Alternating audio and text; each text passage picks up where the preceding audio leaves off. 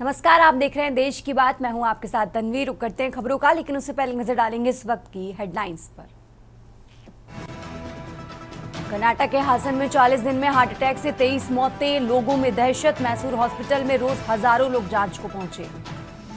बिहार में विशेष मतदाता पुनरीक्षण के खिलाफ सुप्रीम कोर्ट में आज सुनवाई, 9 दलों ने दी है चुनौती।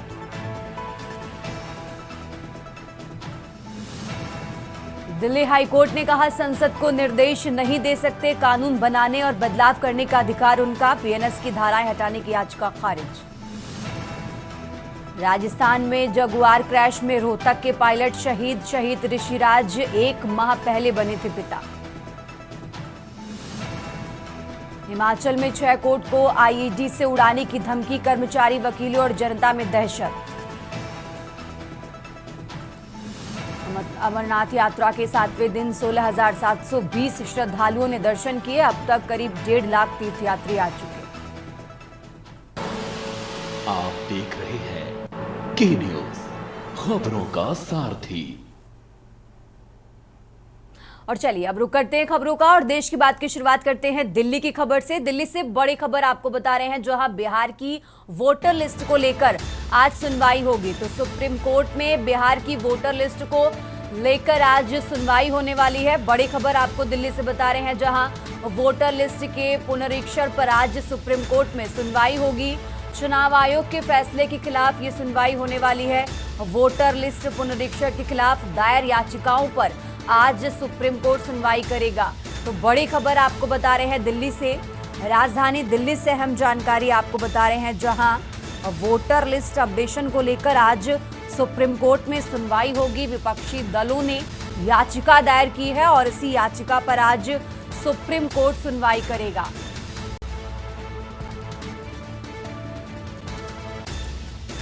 तो सुप्रीम कोर्ट में बिहार की वोटर लिस्ट को लेकर सुनवाई होगी। वोटर लिस्ट पुनरीक्षण पर आज सुप्रीम कोर्ट सुनवाई करने वाला है। बड़ी खबर आपको बता रहे हैं दिल्ली से।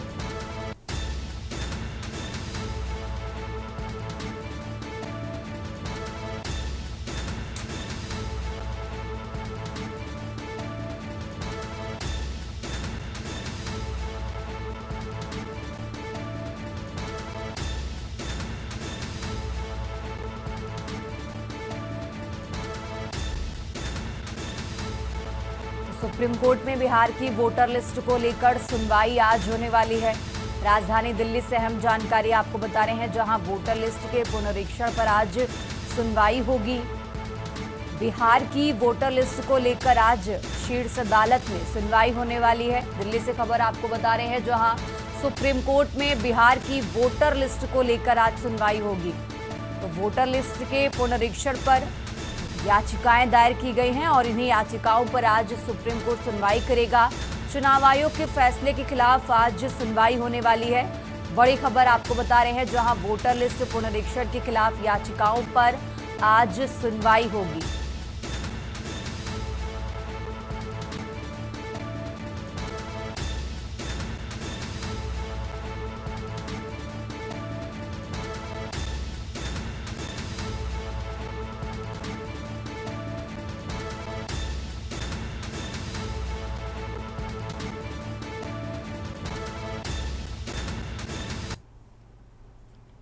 आगे बढ़ते हैं खबरों में और अब बात कर रहे हैं गाजियाबाद की। गाजियाबाद से खबर आपको बता रहे हैं, जहां एंटी करप्शन टीम ने बड़ी कार्रवाई की है।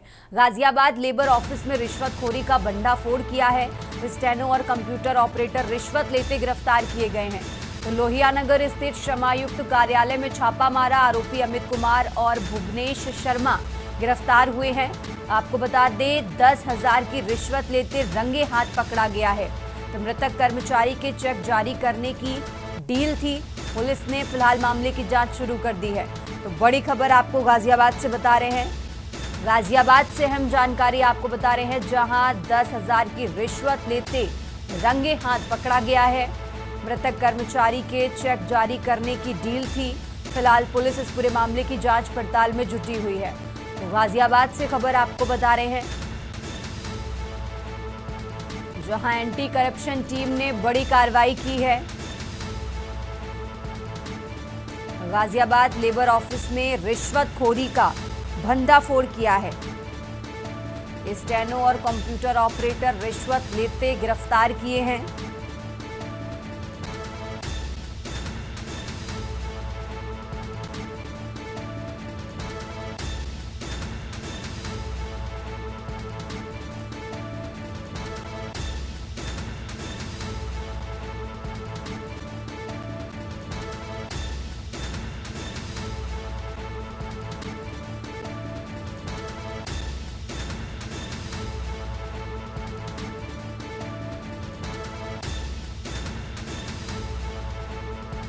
गाजियाबाद से खबर आपको बता रहे हैं, जहां एंटी करप्शन टीम ने बड़ी कार्रवाई की। गाजियाबाद लेबर ऑफिस में रिश्वतखोरी का भंडाफोड़ किया है। स्टेनो और कंप्यूटर ऑपरेटर रिश्वत लेते गिरफ्तार किए गए हैं। 10,000 की रिश्वत लेते रंगे हाथ पकड़ा गया है। लोहियानगर स्थित श्रमायुक्त कार्यालय में छापा मारा।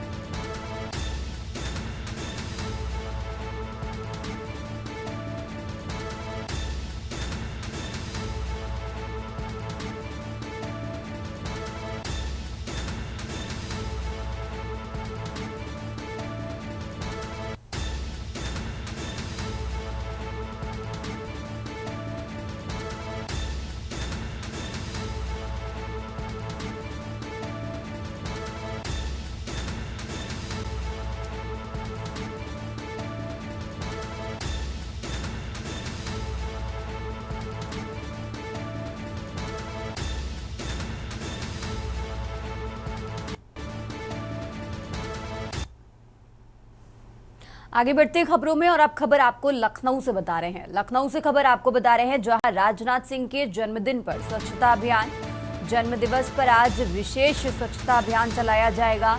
आज लखनऊ में विशेष सफाई अभियान की शुरुआत होगी। रक्षा मंत्री के जन्म दिवस पर विशेष सफाई अभियान चलेगा। लखनऊ से खबर आपको बता रहे हैं, जहां रक्षा मंत्री के जन्मदिन पर विशेष सफाई अभियान चलाया जाएगा। तो लखनऊ से खबर आपको बता रहे हैं, रक्षा मंत्री राजनाथ सिंह के जन्मदिन पर विशेष स्वच्छता अभियान चलाया जाएगा। आज लखनऊ में चलेगा विशेष स्वच्छता अभियान।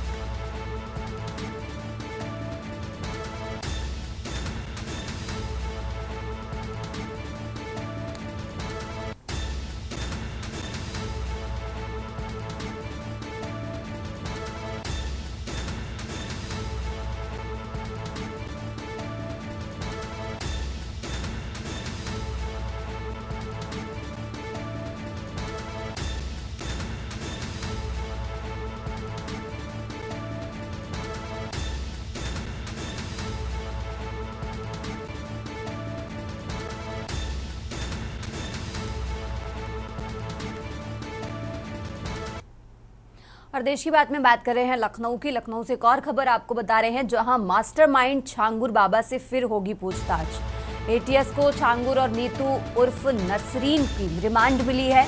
आज सुबह 10 बजे से पूछताछ शुरू होगी। जलालुद्दीन पर लोगों का धर्मांतरण कराने का आरोप है।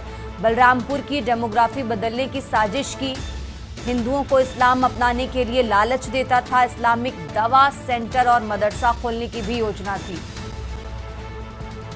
तो हिंदू धर्म के खिलाफ फैलाता था नफरत और भ्रम। एटीएस ने कोर्ट में पेश की गवाही और सबूत पूछताछ से सामने आ सकते हैं। तो पूरे नेटवर्क की जांच में एटीएस टीम जुटी हुई है। बड़ी खबर आपको लखनऊ से बता रहे हैं। राजधानी लखनऊ से अहम जानकारी आपको बता रहे हैं, जहां एटीएस ने कोर्ट में पेश की गवाही और सबूत। पूछताछ से सामने आ सकते हैं कई और राज। पूरे नेटवर्क की जांच में एटीएस टीम जुटी है। लखनऊ से खबर आपको बता रहे हैं, मास्टरमाइंड छांगुर बाबा से फिर पूछताछ होगी। मास्टरमाइंड छांगुर बाबा से फिर पूछताछ की जाएगी। एटीएस को छांगुर और नीतू उर्फ नसरीन की रिमांड मिली है। लखनऊ से खबर आपको बता रहे हैं, जहां आज सुबह 10 बजे से पूछताछ शुरू होगी।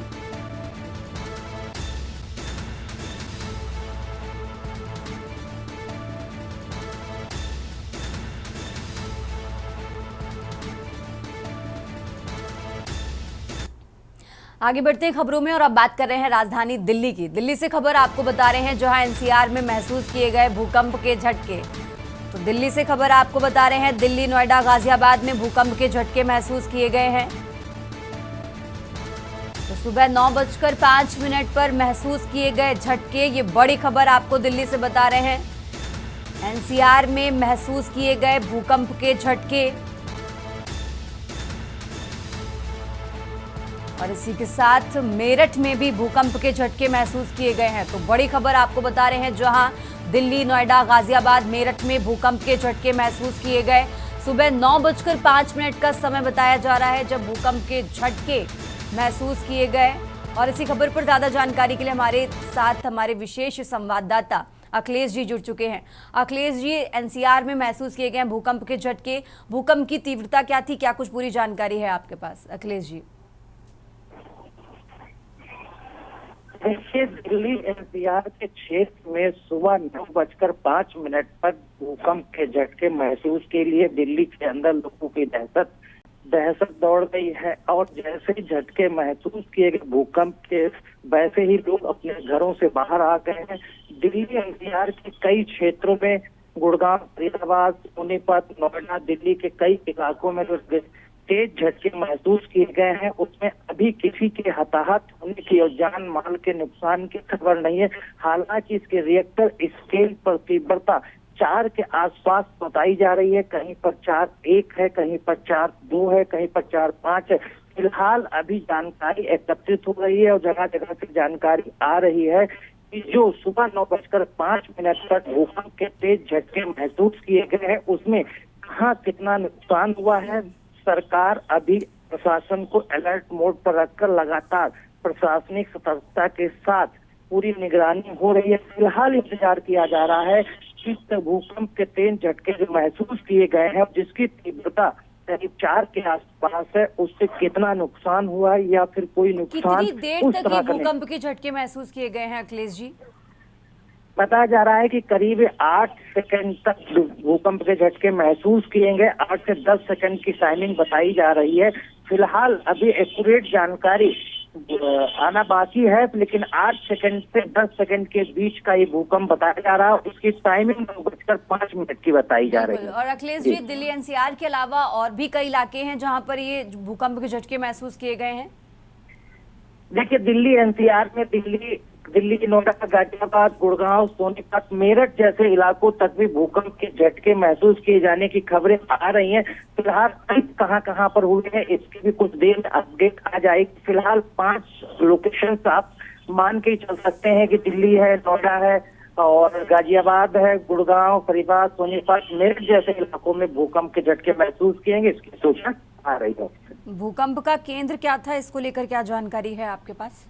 भूकंप का केंद्र सोनीपत अभी बताया जा रहा है कि जिसकी क्षमता थी, इसीलिए 4 पॉइंट थी। इसके दिल्ली और एनसीआर में नुकसान की कम है, लेकिन हरियाणा में नुकसान की संभावना जताई जा सकती है। फिलहाल अभी नुकसान की कोई खबर नहीं। बिल्कुल अखिलेश जी, बहुत बहुत शुक्रिया आपका तमाम जानकारी दर्शकों तक पहुंचाने के लिए। और ये दिल्ली से खबर आपको बता रहे हैं, राजधानी दिल्ली से बड़ी खबर आपको बता रहे हैं, जहां दिल्ली, नोएडा, गाजियाबाद में भूकंप के झटके महसूस किए गए हैं। सुबह 9:05 का समय जब एनसीआर में भूकंप के झटके महसूस किए गए। तो गुरुग्राम सीमा पर भूकंप का केंद्र बताया जा रहा है। तो 3.3 की तीव्रता से भूकंप के झटके महसूस किए गए हैं। दिल्ली से बड़ी खबर आपको बता रहे हैं।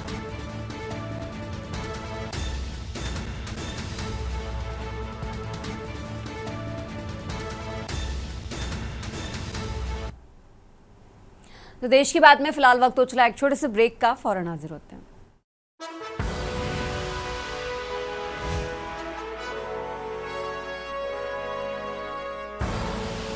आप देख रहे हैं के न्यूज, खबरों का सारथी। देश की बात में एक बार फिर से हाजिर हैं, रुक करते हैं खबरों का और अब बात कर रहे हैं जालौन की। जालौन से खबर आपको बता रहे हैं, जहां पुलिस की गुंडाई का एक शर्मनाक मामला सामने आया है। यहां उरई जिला न्यायालय में तैनात एक पुलिसकर्मी ने मामूली बात पर एक युवक को बेरहमी से पीट डाला। घटना उरई के एक पेट्रोल पंप की है, जहां भाई बहन स्कूटी में पेट्रोल डलवा रहे थे। उसी दौरान पुलिसकर्मी शिव प्रसाद दुबे ने अपनी कार से स्कूटी में टक्कर मार दी। जब युवक ने टक्कर मारने का कारण पूछने की कोशिश की तो पुलिसकर्मी आपा खो बैठा और खुलेआम गुंडई पर उतर आया। आरोप है कि उसने युवक को जमीन पर पटक कर जमकर लात घूंसों से पीटा। ये पूरी घटना पेट्रोल पंप पर लगे सीसीटीवी कैमरे में कैद हो गई। युवक की बहन ने मदद की कोशिश की, लेकिन पुलिसकर्मी का गुस्सा कम नहीं हुआ। पीड़ित भाई बहन ने एसपी जालौन डॉक्टर दुर्गेश कुमार से मुलाकात कर आरोपी पुलिसकर्मी के खिलाफ सख्त कार्रवाई की मांग की है। मामले की गंभीरता को देखते हुए एसपी ने तत्काल प्रभाव से आरोपी पुलिसकर्मी शिव प्रसाद दुबे को सस्पेंड कर दिया है। इस घटना ने एक बार फिर यूपी पुलिस के कुछ अफसरों की मनमानी और ताकत के दुरुपयोग को उजागर कर दिया है। सवाल ये भी उठ रहे हैं कि जब वर्दीधारी ही कानून हाथ में लेने लगे तो आम लोगों की सुरक्षा की गारंटी कौन देगा।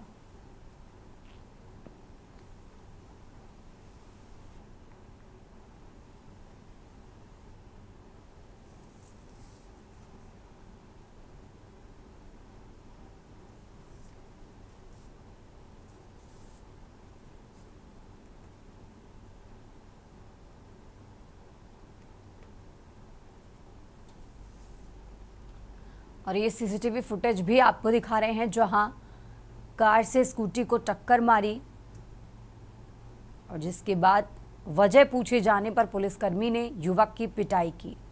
जालौन से खबर आपको बता रहे हैं। एक व्यक्ति द्वारा पुलिस कार्यालय में उपस्थित होकर स्वयं के साथ एक पुलिसकर्मी द्वारा दुर्व्यवहार किए जाने के संबंध में प्रार्थना पत्र दिया गया था।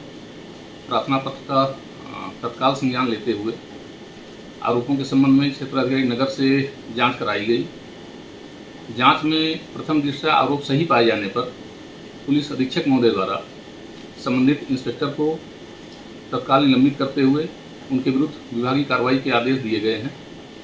आम जनता के साथ इसी तरह के दुर्व्यवहार की शिकायत मिलने पर भविष्य में भी संबंधित कर्मी के विरुद्ध कड़ी कार्रवाई की जाएगी।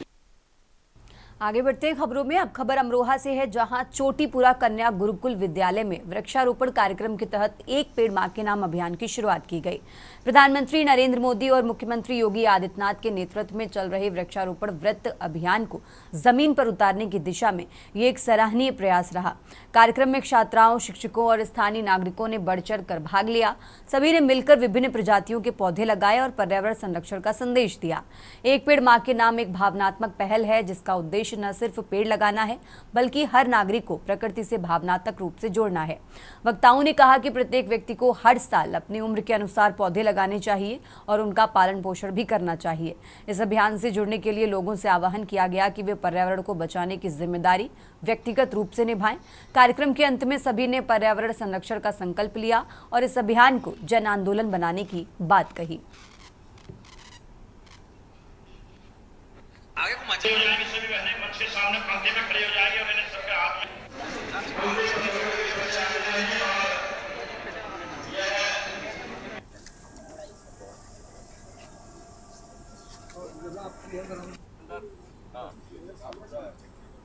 जब कलेक्टर साहिबा और एसएसपी साहब ऐसा कर रहे हैं तो कुछ करना चाहिए।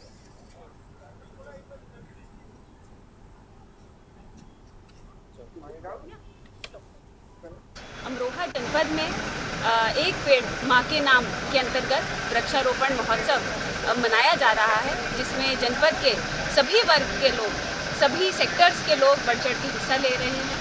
जनपद अमरोहा में करीबन 38 लाख का लक्ष्य दिया गया था, जिसको हम लोगों को सुबह 6 बजे से शाम को 6 बजे तक पूरा करना है।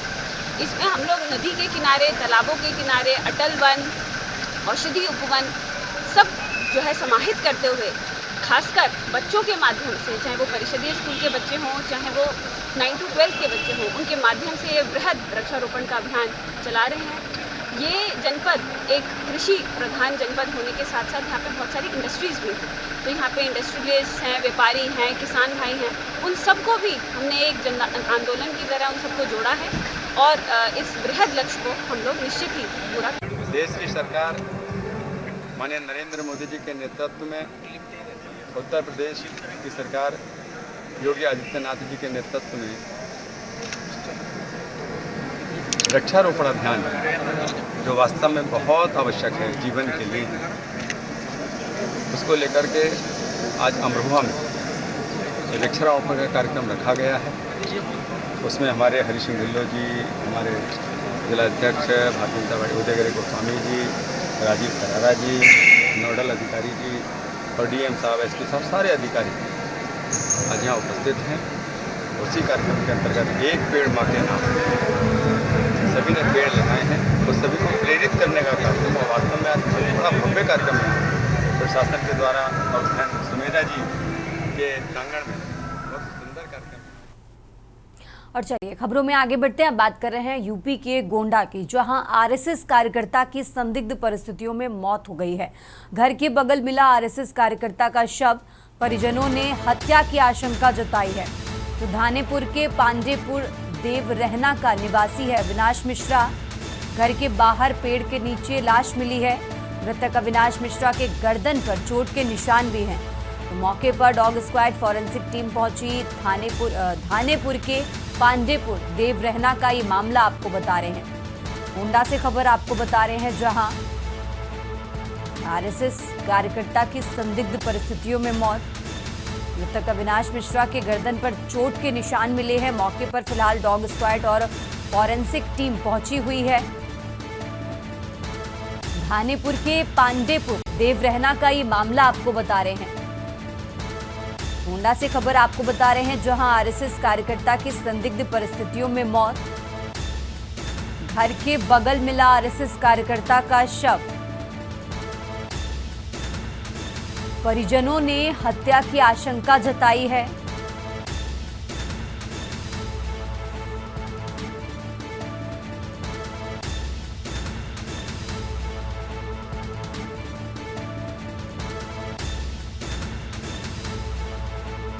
मृतक अविनाश मिश्रा के गर्दन पर चोट के निशान मिले हैं। मौके पर डॉग स्क्वाड और फॉरेंसिक टीम पहुंची हुई है।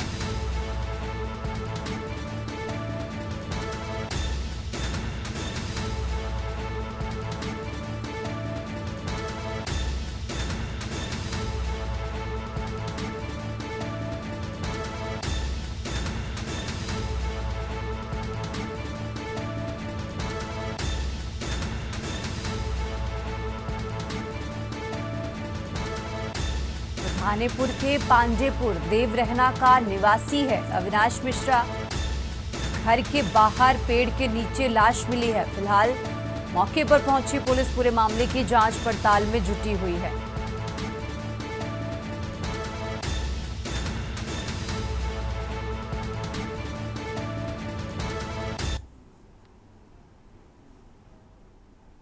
रुक करते हैं अगली खबर का। जिला कारागार गाजियाबाद के जेल अधीक्षक सीताराम शर्मा पर जेल में बंद कैदी से मारपीट करने तथा मारपीट में कान का पर्दा फटने और जमानत कराने के एवज में 22 लाख रुपए लेने का मामला सामने आया है। इस मामले में कैदी के परिजनों ने पुलिस से शिकायत कर इंसाफ की गुहार लगाई है। शिकायत करने वाली कीर्ति नाम की युवती ने आरोप लगाया कि उसके पिता व भाई के विरुद्ध थाना खोड़ा में उसके पति सुशील द्वारा आत्महत्या करने के मामले में थाना खोड़ा में मृतक सुशील के भाई योगेश द्वारा मुकदमा दर्ज कराया गया था, जिसमें उसके पिता महेश गौतम व विक्की व उसकी मां के विरुद्ध मुकदमा दर्ज था, जिसमें उसके पिता 1 अगस्त 2024 से जिला कारागार में निरुद्ध हैं, जिनकी जमानत कराने के नाम पर जेल अधीक्षक अब तक 22 लाख रुपए ले चुके हैं। वहीं उसके पिता व भाई से जेल अधीक्षक व्यक्तिगत रूप से रंजिश मानते हैं, क्योंकि पैसे लेने के बाद भी उनके पिता की जमानत नहीं हुई। वहीं अब से पहले भी मेरी मां द्वारा जेल अधीक्षक तथा जेल कर्मियों के विरुद्ध एक शिकायत पत्र दिया था, जिसमें बताया गया था कि जब वो और उसकी मां जेल में मिलने के लिए जाते थे तो वो जेल कर्मी बातचीत नहीं करने देते तथा वहीं खड़े रहते थे और उनके पिता व भाई को मारपीट कर घायल कर दिया, जिसकी वजह से उनके कान में चोट आ गई। जेल में बंद उनके पिता महेश ने बताया कि जेल अधीक्षक द्वारा उसके साथ मारपीट करते हैं तथा उनके सेक्टर 69 नोएडा के प्लाट को बिकवाने के लिए माफियाओं के कहने पर बिक्री करने का दबाव बना रहे थे। इतना ही नहीं, कुछ भूमाफियाओं को उनके अपने कार्यालय में बुलाया तथा धमकी दी कि ये लोग बाहर निकलते ही जान से मार देंगे।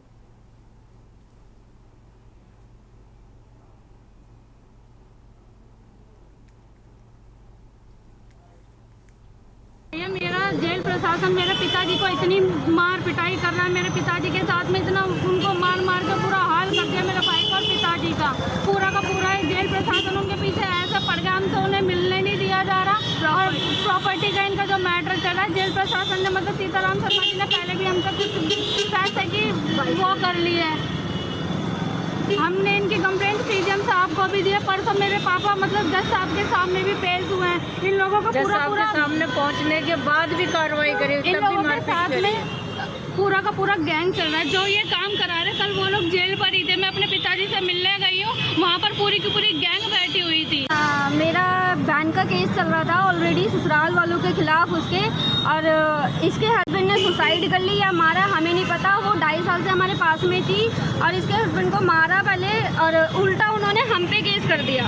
तो 306 का मुकदमा कर दिया उन्होंने हमारे ऊपर। उसमें मेरे मम्मी पापा भाई बहन सब लोग जेल गए हैं और हमारा कोई नाम नहीं था, कोई एविडेंस नहीं है। सिर्फ पुलिस ने पैसा लिया और पैसा उठा के हमारे पापा भाई सब पूरे परिवार को जेल में डाल दिया। अब जेल प्रशासन क्या करे, मेरे पापा भाई के साथ इतना मारपीट करी। हमने 2 बार कंप्लेंट कर दिया उनकी, कोई कार्रवाई नहीं हो रही। और अब खबर गाजियाबाद से है, जहां दोस्त ने दोस्त को गोली मारी है। पैसों के विवाद में अरुण ने हमला किया, सड़क पर गाड़ी रोककर गोली मारी है। राहुल के गाल में गोली लगी, हालत गंभीर है। आरोपी अरुण मौके से फरार हो गया है। तो मौके पर पहुंची पुलिस फिलहाल जांच में जुटी हुई है और घायल राहुल को मेरठ रेफर किया गया है। तो गाजियाबाद से खबर आपको बता रहे हैं, जहां इस घटना में घायल हुए राहुल को फिलहाल मेरठ रेफर किया गया। तो दोस्त ने दोस्त को गोली मारी है। गाजियाबाद से खबर आपको बता रहे हैं, पैसों के विवाद में अरुण ने ये हमला किया, सड़क पर गाड़ी रोककर गोली मारी।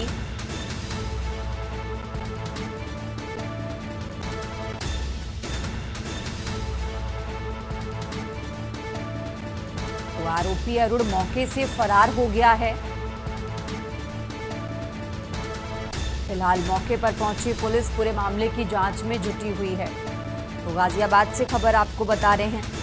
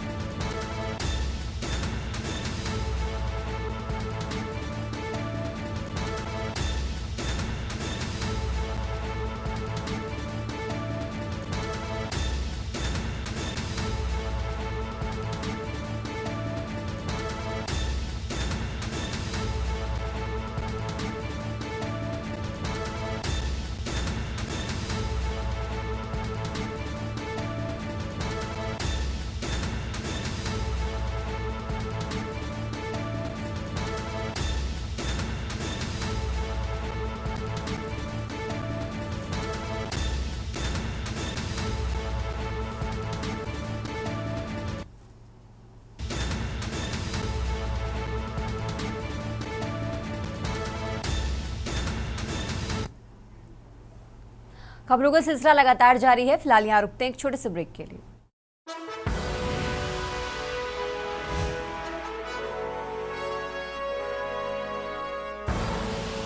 आप देख रहे हैं के न्यूज, खबरों का सारथी। ब्रेक से वापस आ चुके हैं। रुक करते हैं खबर का। खबर चंदौली से है, जहां पूर्व मध्य रेलवे के महाप्रबंधक छत्रसाल सिंह ने पंडित दीनदयाल उपाध्याय नगर जंक्शन पर पहुंचकर पटना डीडीयू रेलखंड का विशेष निरीक्षण किया। उन्होंने गाड़ी संख्या 12309 राजेंद्र नगर नई दिल्ली तेजस राजधानी एक्सप्रेस के इंजन में लोको पायलट के साथ फुट प्लेट पायलट बनकर निरीक्षण किया। इस दौरान महाप्रबंधक ने ट्रेन में सफर करते हुए रेलवे ट्रैक की सुरक्षा, मानसून को लेकर जरूरी सावधानियां, सिग्नलों की दृश्यता, track blasting, track screening, overhead traction व्यवस्था, अलाइनमेंट और ट्रैक फिटिंग्स जैसी तकनीकी व्यवस्थाओं का बारीकी से निरीक्षण किया। उन्होंने लोको पायलट की सतर्कता का भी जायजा लिया। निरीक्षण में देखा गया कि स्टेशन और लेवल क्रॉसिंग गेट से गुजरते समय स्टेशन मास्टर व गेटमैन के साथ सिग्नल एक्सचेंज हो रहा या नहीं, लोको पायलट कॉशन ऑर्डर का सही ढंग से पालन कर रहे हैं या नहीं, साथ ही ट्रेन के मोड से गुजरते समय लोको पायलट द्वारा लुक बैक किया जा रहा है या नहीं, इसका भी विशेष ध्यान रखा गया। महाप्रबंधक छत्रसाल सिंह ने निरीक्षण के दौरान राजधानी एक्सप्रेस के लोको पायलट और सहायक लोको पायलट को संरक्षा नियमों का पालन करते हुए सजगता से काम करने की प्रेरणा दी।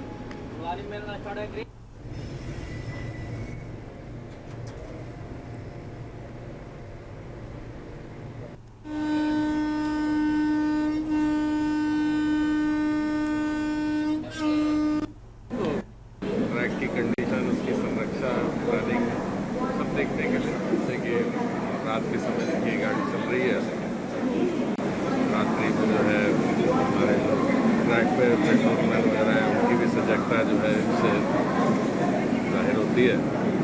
इसलिए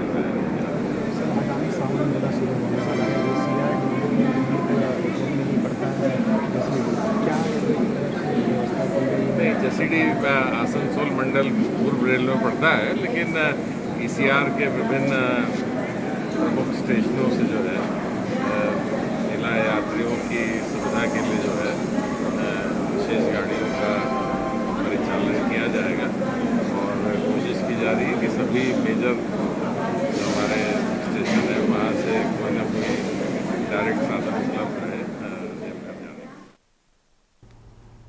और अब खबर बुलंदशहर से है, जहां टायर फैक्ट्री में भीषण आग से हड़कंप मचा हुआ है। आसमान में दूर से दिखे धुएं, आग की लपटें, आसपास फैक्ट्रियों को खाली कराया गया है। मौके पर पहुंची फायर ब्रिगेड की टीम, कड़ी मशक्कत के बाद आग पर काबू पाया गया है। तो बुलंदशहर से खबर आपको बता रहे हैं, जहां सिकंदराबाद औद्योगिक क्षेत्र का ये मामला है, जहां टायर फैक्ट्री में भीषण आग लगी और इस आग के चलते इलाके में हड़कंप मचा हुआ है। आसपास की फैक्ट्रियों को खाली कराया गया। मौके पर पहुंची फायर ब्रिगेड की टीम ने कड़ी मशक्कत के बाद आग पर काबू पा लिया है। तो बुलंदशहर से खबर आपको बता रहे हैं, जहां सिकंदराबाद औद्योगिक क्षेत्र का ये मामला है।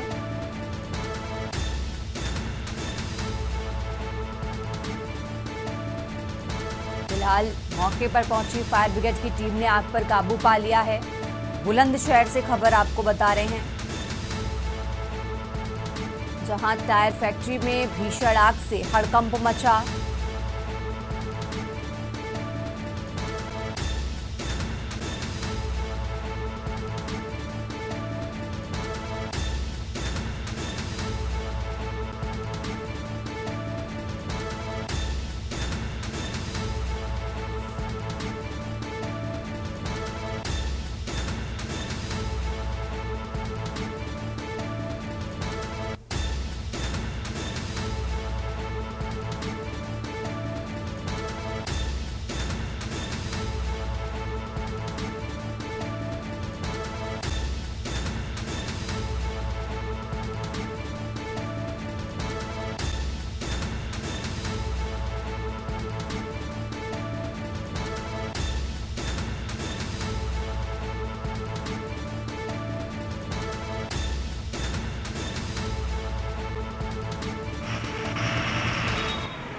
लगभग 6 बजे के आसपास हमारे को सूचना मिली कि E42 और 43 के अंदर जो यूपीएसआईडीसी का एरिया है सिकंदराबाद में, उसमें एक टायर फैक्ट्री थी जिसके अंदर अग्निकांड की जो दुर्घटना है वो घटित हुई है। तत्काल मौके पे हमारे जो फायर ऑफिसर और जो हमारे हवलदार थे वो गाड़ी लेकर के यहाँ मौके पे पहुँचे। लगभग 5 गाड़ियों द्वारा आग पे पूर्ण रूप से काबू पा लिया गया है। अभी फायर जो है कंट्रोल में है, कोई जनहानि नहीं है और किसी प्रकार का कोई बड़ा नुकसान नहीं है। और अब खबर अम्बेडकर नगर से है, जहां एक पेड़ मां के नाम अभियान के द्वितीय चरण के तहत पौधारोपण महाअभियान का आयोजन किया गया। श्रावणधाम स्थित तमसा नदी के तट पर आयोजित इस कार्यक्रम में उत्तर प्रदेश सरकार के कैबिनेट मंत्री एवं जनपद प्रभारी डॉक्टर संजय निषाद ने अधिकारियों और जनप्रतिनिधियों के साथ पौधे लगाए। इस अवसर पर एमएलसी हरिओम पांडे, विधायक धर्मराज निषाद, मुख्य विकास अधिकारी आनंद कुमार शुक्ला समेत बड़ी संख्या में स्थानीय नागरिक और अधिकारी मौजूद रहे। कार्यक्रम के दौरान जिले भर के ग्राम पंचायतों और नगर निकायों में भी व्यापक स्तर पर पौधारोपण हुआ। जिले का लक्ष्य इस अभियान में 37,10,000 पौधे लगाने का है, जिसे सभी विभागों और आमजन की सहभागिता से जन आंदोलन का रूप दिया गया। लोहिया भवन में मंत्री डॉक्टर संजय निषाद ने कहा कि पूरे प्रदेश में अब तक 5 लाख एकड़ भूमि पर पौधारोपण हो चुका है। उन्होंने वृक्षों के महत्व को रेखांकित करते हुए नागरिकों से अपील की कि पौधों की सिंचाई, सुरक्षा और देखभाल को अपना कर्तव्य समझें और ज्यादा से ज्यादा वृक्ष लगाकर पर्यावरण संरक्षण में भागीदार बने।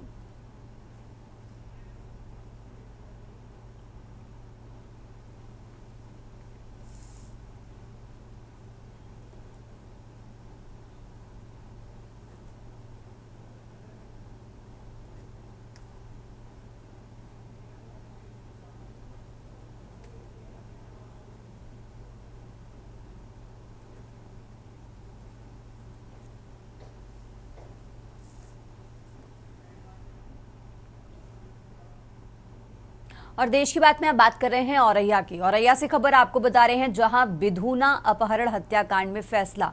4 दोषियों को उम्र कैद की सजा हुई है।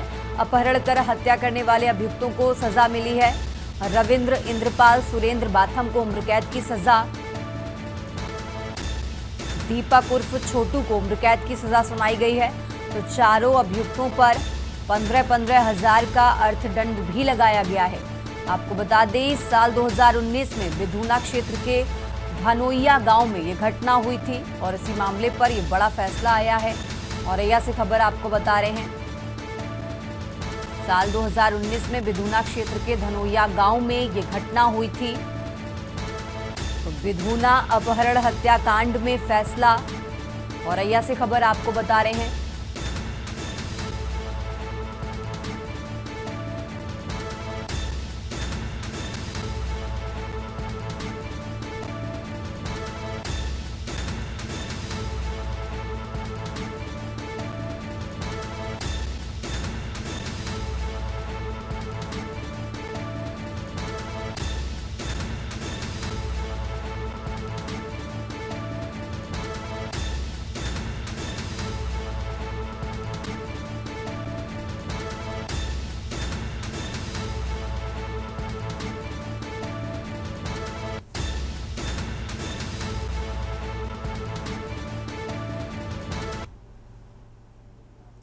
और अब खबर लखनऊ से है, जहां इंदिरानगर क्षेत्र में एक सनसनीखेज वारदात सामने आई है। भूतनाथ इलाके में रहने वाली शशि पांडे के घर 2 बदमाश एसी सर्विस के बहाने घुस गए और लूटपाट के दौरान महिला का गला रेतकर फरार हो गए। गंभीर रूप से घायल महिला को पास के निजी अस्पताल में भर्ती कराया गया। पीड़िता के पति हरीश पांडे, जो साइंस एंड टेक्नोलॉजी विभाग में अंडर सेक्रेटरी हैं, उन्होंने बताया कि दोपहर करीब 2:30 बजे 2 युवक घर आए और एसी सर्विस का हवाला देकर दरवाजा खुलवाया। शशि ने जैसे ही दरवाजा बंद करने की कोशिश की, एक बदमाश ने पीछे से हमला कर दिया। बदमाशों ने महिला का सिर दीवार से टकराया, गले पर चाकू से कई वार किए और गहने लूट ले गए। चेन, बाली और अंगूठी भी छीनी। लूट में विरोध करने पर हाथ में चाकू मारकर अंगूठी छीनी। घटना के समय उनके दोनों बेटे घर पर ही थे। हरीश पांडे ने इलाके में पुलिस गश्त की कमी और अराजक तत्वों की मौजूदगी को लेकर गंभीर सवाल उठाए। पुलिस जांच कर रही है और बदमाशों की तलाश जारी है।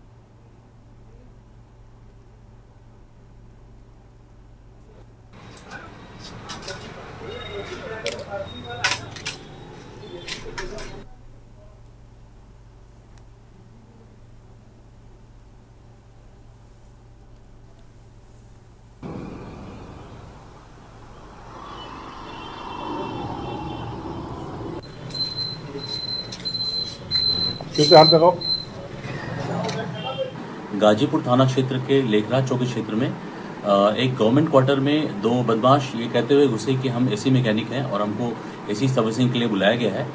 और घर में जाके एकांत पाते ही घर की महिला के साथ उन्होंने कान की बाली और गले की चैन छीनी, लूटपाट किया। इस घटना में महिला को हल्की फुल्की चोटें भी आई है। इस घटना का तत्काल संज्ञान लिया गया, सभी अधिकारियों द्वारा घटनास्थल का निरीक्षण किया गया और तत्काल तहरीर प्राप्त कर अभियोग पंजीकृत किया गया और थाने सहित सर्विलांस और क्राइम ब्रांच की 4 टीमों का गठन किया गया है। जल्दी ही ऐसी दुस्साहसिक घटना करने वाले बदमाशों को गिरफ्तार किया जाएगा और इनके विरुद्ध सख्ती से कार्रवाई की जाएगी।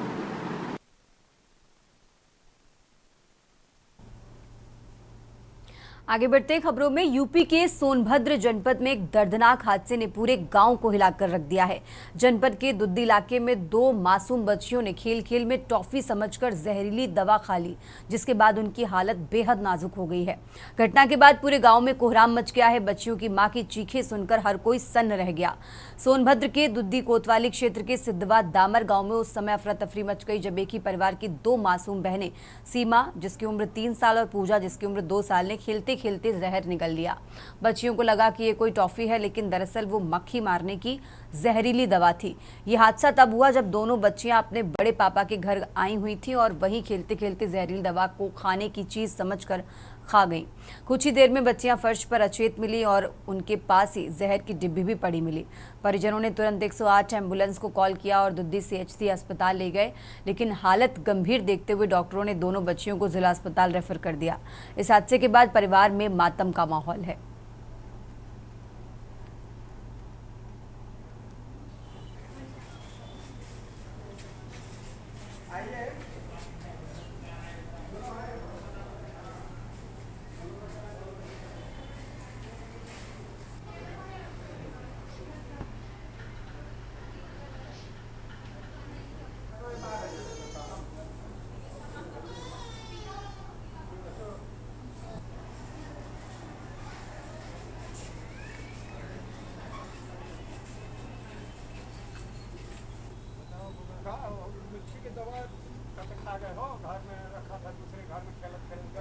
हाँ, और खा गए और हम लोग तो काम में थे, लड़का खेल रहा है, दूसरे बगल के घर में जाके खेल रहे थे। आइए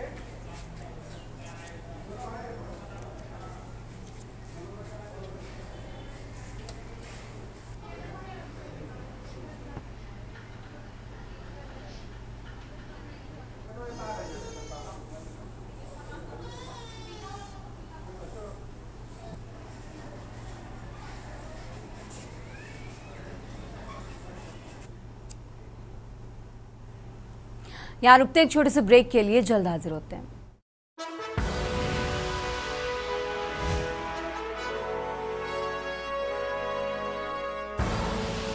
आप देख रहे हैं के न्यूज, खबरों का सारथी। ब्रेक से वापस आ चुके हैं, रुक करते हैं खबरों का। खबर लखनऊ से है, जहां उत्तर प्रदेश में कांवड़ यात्रा को सुरक्षा और व्यवस्थाओं को लेकर व्यापक इंतजाम किए गए हैं। राज्य भर में करीब 29,454 CCTV कैमरे लगाए गए।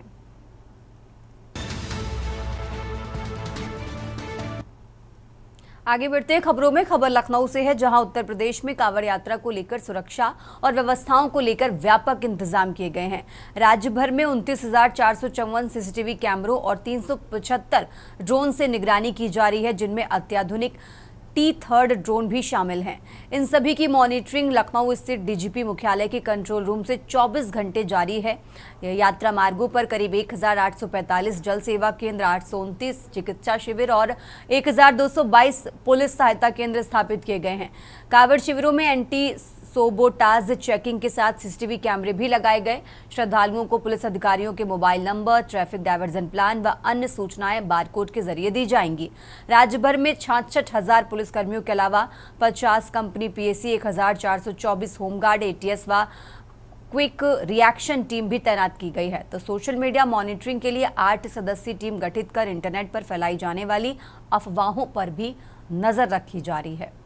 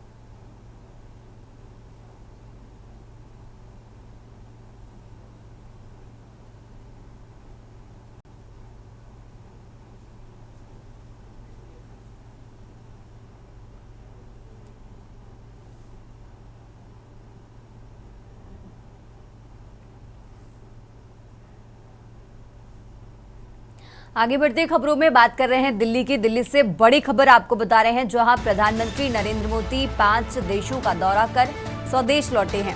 तो नामीबिया से दिल्ली पहुंचे हैं प्रधानमंत्री नरेंद्र मोदी। बड़ी खबर आपको बता रहे हैं, जहां दौरे की आखिरी पड़ाव नामीबिया था। प्रधानमंत्री की विदेश यात्रा 2 जुलाई को शुरू हुई थी। प्रधानमंत्री मोदी ने घाना, त्रिनिदाद और टोबैको गए। अर्जेंटीना और ब्राजील की यात्रा पूरी कर लौटे हैं। संसद में संबोधन, ट्रेड से लेकर डिजिटल पेमेंट पर डील की गई है। तो बड़ी खबर आपको बता रहे हैं।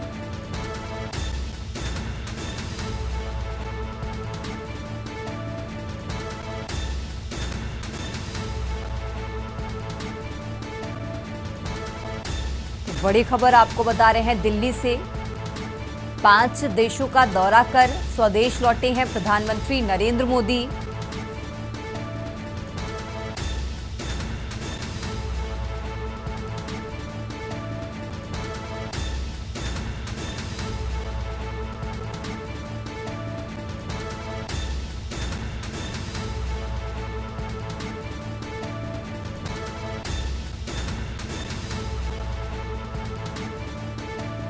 दिल्ली से बड़ी खबर आपको बता रहे हैं, अर्जेंटीना और ब्राजील की यात्रा पूरी कर लौटे। 5 देशों का दौरा कर स्वदेश लौटे हैं प्रधानमंत्री नरेंद्र मोदी। इस दौरान संसद में संबोधन, ट्रेड से लेकर डिजिटल पेमेंट तक डील की गई है।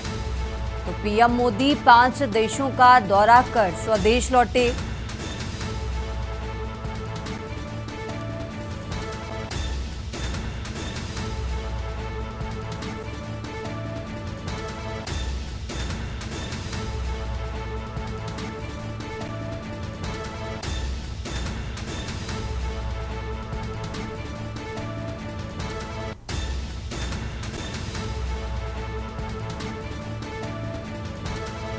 और इसी खबर पर ज्यादा जानकारी के लिए दिल्ली से विशेष संवाददाता अखिलेश जी हमारे साथ जुड़ चुके हैं।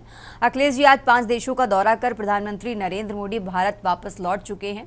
इसको लेकर पूरी जानकारी क्या है आपके पास? प्रधानमंत्री नरेंद्र मोदी 2 जुलाई से 9 जुलाई तक 5 देशों की यात्रा पर निकले थे। 8 दिन का प्लान था। आज प्रधानमंत्री नरेंद्र मोदी की वतन वापसी हो गई है। प्रधानमंत्री जब एयरपोर्ट पर लौटे तो केंद्रीय मंत्रियों ने उनका स्वागत किया। प्रधानमंत्री की जो 5 देशों की यात्रा थी उसे बेहद सफल माना जा रहा है, क्योंकि भारत और 5 देशों के साथ प्रधानमंत्री के द्विपक्षीय वार्ताएं हुई। दोनों देशों के राष्ट्रीय प्रतिनिधिमंडल के साथ वार्ता हुई और दोनों देशों ने एक दूसरे के साथ व्यापारिक क्षेत्र में, रक्षा के क्षेत्र में, आतंकवाद के खिलाफ काम करने पर सहमति जताई। इसके साथ ही साथ प्रधानमंत्री को वहां के राष्ट्रीय अवार्ड से भी सम्मानित किया गया, जो भारत के लिए गौरव की बात है। तो कहा जा सकता है कि प्रधानमंत्री जो 5 देशों की यात्रा पर 2 जुलाई को निकले थे, आज 10 जुलाई को वतन वापसी हो गई है। प्रधानमंत्री की ये पूरी 5 देशों की यात्रा को बेहद सफल और भारत के लिए आगे मील का पत्थर साबित होने मानी जा सकती है, क्योंकि प्रधानमंत्री नरेंद्र मोदी की तरफ से 5 देशों के रक्षा अध्यक्षों के साथ, राष्ट्रपतियों के साथ मुलाकात हुई, द्विपक्षीय वार्ता हुई। इसमें दोनों के तरफ के प्रतिनिधिमंडलों के बीच आपसी द्विपक्षीय समझौते हुए एमयू साइन किए गए और इसमें एक दूसरे के साथ अंतर्राष्ट्रीय स्तर पर रक्षा के क्षेत्र से, आर्टिफिशियल इंटेलिजेंस के क्षेत्र में, कृषि के क्षेत्र में, स्वास्थ्य के क्षेत्र में, पर्यावरण की दिशा में, साथ साथ आतंकवाद की लड़ाई में एक साथ खड़े होने का भरोसा देशों ने जताया। धन्यवाद। अखिलेश जी, बहुत बहुत शुक्रिया आपका तमाम जानकारी दर्शकों तक पहुंचाने के लिए। और ये दिल्ली से बड़ी खबर आपको बता रहे हैं, राजधानी दिल्ली से अहम जानकारी आपको बता रहे हैं, जहां 5 देशों का दौरा कर स्वदेश लौटे हैं पीएम मोदी।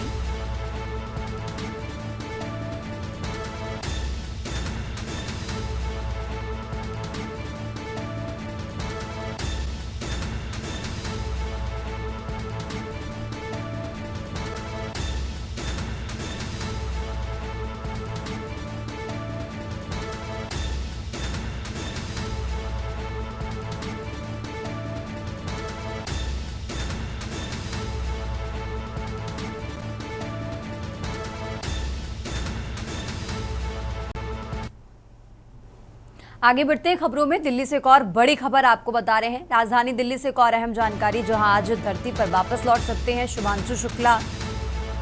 तो आज धरती पर वापस लौट सकते हैं अंतरिक्ष यात्री शुभांशु शुक्ला। बड़ी खबर आपको दिल्ली से बता रहे हैं।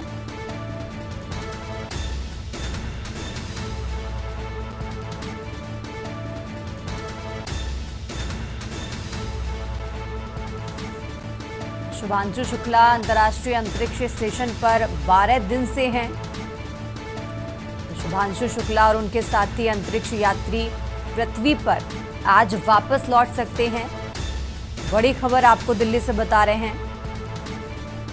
और ज्यादा जानकारी के लिए हमारे साथ अखिलेश जी लगातार जुड़े हुए हैं। अखिलेश जी, क्या ये चीज ऑफिशियली आ गई है कि क्योंकि पहले ये था कि 10 जुलाई के बाद वो कभी भी वापस आ सकते हैं, तो क्या आज ये कंफर्म हो गया है कि वो धरती पर वापस लौट रहे हैं? अखिलेश जी, भारतीय अंतरिक्ष यात्री और ग्रुप कैप्टन शुभांशु शुक्ला की आज वापसी हो सकती है। इसके तरफ से अंतरिक्ष विभाग के तरफ से कहा गया कि किसी समय भी शुभांशु शुक्ला की आज वापसी हो सकती है। अंतर्राष्ट्रीय अंतरिक्ष स्टेशन पर शुभांशु शुक्ला की तरफ से कई अनोखे प्रयोग किए गए हैं, जिससे बड़े यात्रा के तौर पर और अंतरिक्ष यात्री के अवसर पर भारत के लिए बेहद सफल कहा जा सकता है। अंतरिक्ष यात्री शुभांशु शुक्ला ने अंतर्राष्ट्रीय स्टेशन पर मेथी और मूंग की बीजों की जो पेटी डिश को उन्होंने उगाने का काम किया है। इस रिसर्च को भारत के लिए बेहद ही और दूसरी दुनिया के देशों के लिए भी बेहद अहम माना जा सकता है, क्योंकि शुभांशु शुक्ला को जो आज वापसी की तारीख पहले से तय थी और समय अभी तय नहीं हुआ है, लेकिन ये कहा जा रहा है कि आज वो कभी भी किसी भी समय इसकी वापसी हो सकती है। इसका काम अभी शुरू नहीं हुआ है, लेकिन इसकी पूरी तैयारी अंतरिक्ष स्टेशन से की जा रही है कि शुभांशु शुक्ला की पृथ्वी पर सफल और सुरक्षित वापसी कराई जा सके। इसके लिए अंतर्राष्ट्रीय अंतरिक्ष स्टेशन से वापसी के लिए अंतरिक्ष यात्री ग्रुप कैप्टन शुभांशु शुक्ला के लिए बेहद तैयारी के साथ अंतरिक्ष विभाग भी काम कर रहा है। ठीक है अखिलेश जी, बहुत बहुत शुक्रिया आपका तमाम जानकारी दर्शकों तक पहुंचाने के लिए। और ये दिल्ली से बड़ी खबर आपको बता रहे हैं। देश की बात में फिलहाल इतना ही। आप देखते रहिए के न्यूज इंडिया।